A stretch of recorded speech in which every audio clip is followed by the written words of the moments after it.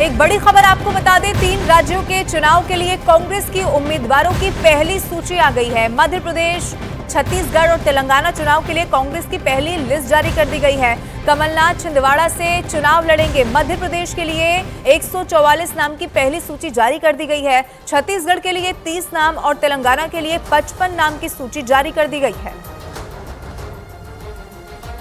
तो ये बड़ी खबर हम आपको बता रहे, 3 राज्यों के चुनाव के लिए कांग्रेस की उम्मीदवार की पहली लिस्ट जारी कर दी गई है, क्योंकि इससे पहले ही चुनाव की तारीखों का ऐलान हो चुका है। इस पर लगातार मंथन किया जा रहा था। मध्य प्रदेश, छत्तीसगढ़ और तेलंगाना चुनाव के लिए कांग्रेस की पहली सूची जारी कर दी गई है, जिसमें कमलनाथ खास तौर पर, जो मध्य प्रदेश के पूर्व मुख्यमंत्री हैं, छिंदवाड़ा से वो चुनाव लड़ने वाले हैं। मध्य प्रदेश के लिए 144 नाम की पहली सूची जारी कर दी गई है।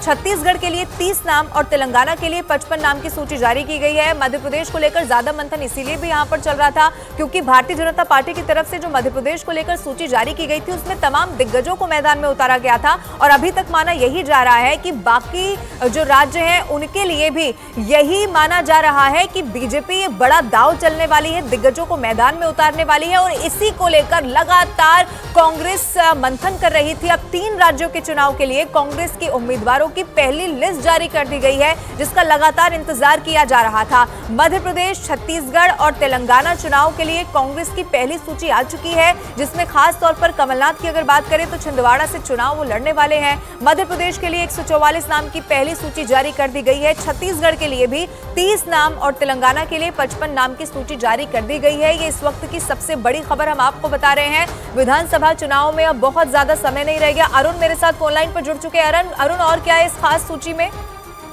देखिए, पहली बात तो है कि कमलनाथ के चुनाव लड़ने पर सस्पेंस था, लेकिन अब यह तय हो गया है कि कमलनाथ मुख्यमंत्री पद के उम्मीदवार हैं और कमलनाथ छिंदवाड़ा से विधानसभा का चुनाव लड़ेंगे। पहली बड़ी बात यह है। दूसरी बात है कि अर्जुन सिंह के बेटे, उनको टिकट दिया गया है। जीतू पटवारी जो मंत्री रहे हैं, उनको टिकट दिया गया है। इसके अलावा दिग्विजय सिंह के कुनबे की बात करें तो दिग्विजय सिंह के बेटे जयवर्धन को राघोगढ़ से टिकट दिया गया है और उनके भाई लक्ष्मण सिंह को चाचौड़ा विधानसभा सीट से मैदान में उतारा गया है। इसके अलावा छत्तीसगढ़ में भी मुख्यमंत्री और उप मुख्यमंत्री दोनों अपनी अपनी सीटों से चुनाव लड़ रहे हैं और दोनों चुनावी मैदान में हैं। तो कुल मिलाकर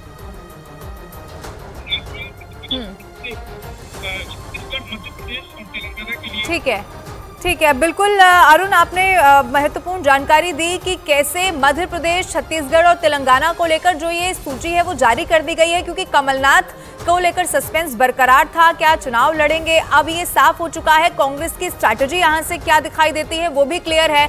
कमलनाथ छिंदवाड़ा से चुनाव लड़ेंगे, सूची में उनका नाम आ गया है। मध्य प्रदेश के लिए कमलनाथ के साथ साथ 144 नाम की पहली सूची जारी कर दी गई है। अरुण का एक बार फिर से मैं रुख कर लेती हूँ। अरुण, मध्य प्रदेश पर जोर इसीलिए भी लगाया गया होगा क्योंकि बीजेपी की जब वो सूची देख रहे होंगे तो उन्होंने सोचा कि सारे दिग्गज मैदान में है, तो क्यों ना मध्य प्रदेश पर भी उसी तरीके से फोकस किया जाए। और पिछली बार सरकार भी बनी थी। देखिए, कांग्रेस पार्टी ने अपने सभी बड़े चेहरों को मैदान में उतारा है। कमलनाथ की बात करें, कमलनाथ के नाम को लेकर सस्पेंस था। कमलनाथ विधानसभा चुनाव लड़ेंगे कि नहीं लड़ेंगे, लेकिन पार्टी ने तय किया कि उनको छिंदवाड़ा, जो उनका स्ट्रांग होल्ड है, जहां से वो सांसद रहे हैं, अब उनके बेटे नकुलनाथ सांसद हैं, उस विधानसभा सीट से वो किस्मत आजमाएंगे। और चूंकि वो कैप्टन है तो शिप के कैप्टन को मैदान में उतरना जरूरी है। शिवराज सिंह चौहान को तीसरी लिस्ट में भले ही बीजेपी ने दिया टिकट, लेकिन पहली ही लिस्ट में कमलनाथ को कैप्टन घोषित कर दिया गया है। उनके पीछे, जैसा कि मैं कह रहा था, कि अर्जुन सिंह जो केंद्र में मंत्री थे, कद्दावर नेता थे, उनके बेटे राहुल को भी टिकट दिया गया। अजय सिंह राहुल को, दिग्विजय सिंह के परिवार से 2 लोगों को टिकट दिया गया। उनके बेटे जयवर्धन को टिकट दिया गया राघोगढ़, जहां की रियासत के वो पहले राजा हुआ करते थे, उनके परिवार के लोग, और उसके बाद लोकतंत्र में वहां से चुनाव जीत करके आते रहे। इसके अलावा उनके भाई को चाचौड़ा विधानसभा सीट लक्ष्मण सिंह को दी गई है। छत्तीसगढ़ की अगर आप बात करें तो टीएस सिंहदेव को मैदान में उतारा गया है। इसके अलावा भूपेश बघेल को भी मैदान में उतारा गया है। वो चूंकि मुख्यमंत्री हैं इस वक्त, तो जाहिर सी बात है उनको मैदान में उतारना था। तेलंगाना की बात करें तो वहां पर भी कांग्रेस ने काफी समझबूझ के साथ जातीय समीकरण को ध्यान में रखते हुए टिकटों का बंटवारा किया है। तो कांग्रेस पार्टी पितृपक्ष का इंतजार कर रही थी। जैसे ही पितृपक्ष खत्म हुआ, नवरात्र की शुरुआत हुई, उसने 3 राज्यों में टिकट की घोषणा कर दी। ठीक है, और स्ट्रैटेजी यहाँ से कांग्रेस की क्या है, किन चेहरों को लेकर वो चुनावी मैदान में जा रही है, अभी तक की साफ हो चुकी है। बहुत शुक्रिया अरुण तमाम जानकारी के लिए।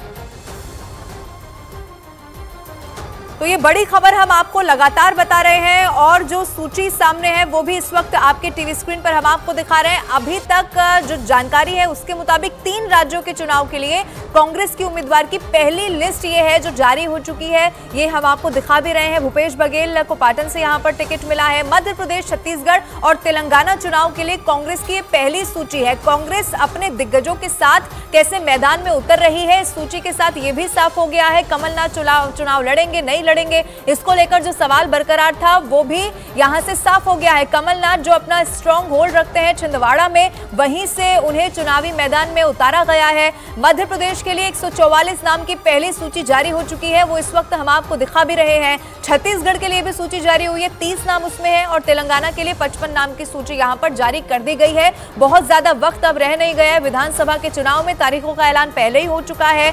जोर शोर से चुनाव प्रचार भी यहां पर किया गया। अब ऐसे में सूची भी जारी कर दी गई है कांग्रेस की तरफ से।